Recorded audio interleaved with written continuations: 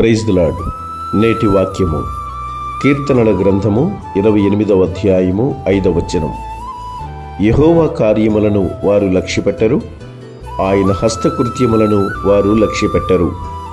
కావున ఆయన వారిని వృద్ధిపరచక నిర్మూలము చేయును. దేవుడు సర్వోన్నతుడు, సర్వకృపానిధి. దేవుడు మహాఘనుడు, మహోన్నతుడు. దేవుడు తన ప్రజలైన వారి జీవితాలలో చేసిన అద్భుతాలు, ఆశ్చర్యక్రియలు వర్ణించలేనివి. ఇజ్రాయేలీల ప్రజల జీవితంలో దేవుడు చేసినటువంటి ఆశ్చర్యక్రియలు, అద్భుత కార్యాలు అనేక మందిని భక్తిలోనికి నడిపించేవిగా ఉన్నాయి. అయితే దేవుని చిత్తాన్ని గ్రహించక లోకానుసారముగా జీవించే వారి పట్ల దేవుడు తన కోపాన్ని ప్రదర్శిస్తూ ఉన్నారు.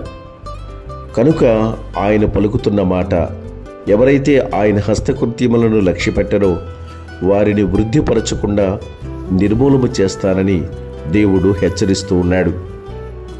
ఈ లోకములో జీవిస్తున్న మనము దేవుడు చేసిన ఎన్నో కార్యాలను మనం కనులారా చూశాం.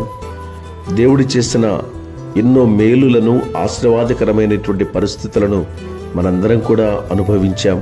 కానీ అవన్నీ మనం గ్రహించకుండా, అవన్నీ మనం పట్టించుకోకుండా ఒకవేళ మన ఇష్టానుసారముగా లోకాన్ని బట్టి బ్రతికితే ఇదిగో దేవునికి కోపం తెప్పించే వారముగా ఉంటాం.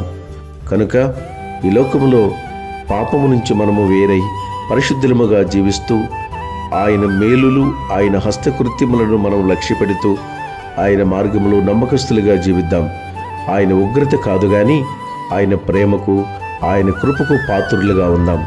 అట్టి జ్ఞానము, అట్టి వివేకము మనందరికీ దేవుడు దయచేయునుగాక.